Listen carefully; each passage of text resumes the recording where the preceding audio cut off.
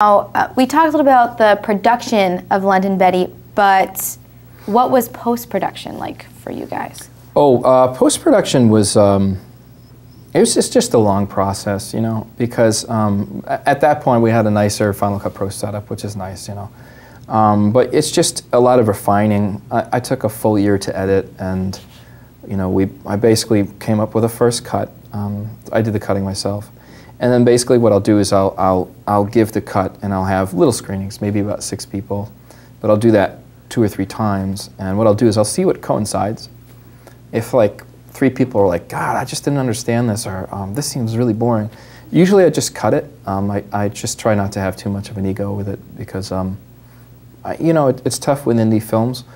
No one's really going to vouch for you or give you the benefit of the doubt. So if your film is running long, or if it's slow, they're just going to turn it off. So what I try to do is actually make my running times just a little shorter, and hopefully keep the pace of the film higher.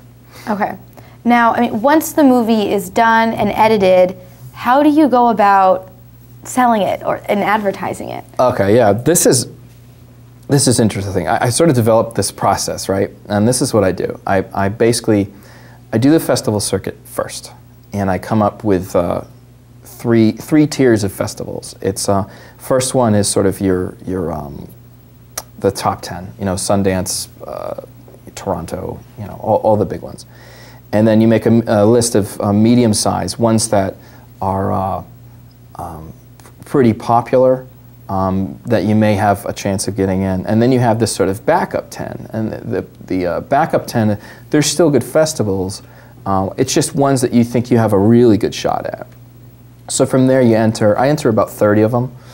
And then with London Betty, I entered about 30, and I got into, I got into 10 festivals, and I won 3 awards from them. So from there, you have these festival leaves. And at the same time, I'm also submitting to independent film reviewing websites. And then from there, I mean, if you get some bad reviews, that's fine, but you'll probably get some good reviews. So then what you do is you just pick out some great quotes, you know, like, hey, this is one of the better films of the year, you know. So you compile a press release based upon good quotes and festival performance. From there, your movie is kind of, it's kind of established. So then what you do is I pick 30 distribution companies that will actually put your movie on Netflix and Blockbuster. I guess Blockbuster Online now, that there's no Blockbusters. So from there, you basically submit your movie, you get it professionally authored, put the press release, and call the distributor, mail out to them. And then from there, that's a much harder game. With London Betty, I think I got 2 offers. And I went with, lucky one was Maverick Entertainment, which is one of the larger independent distributors. So I went with that one.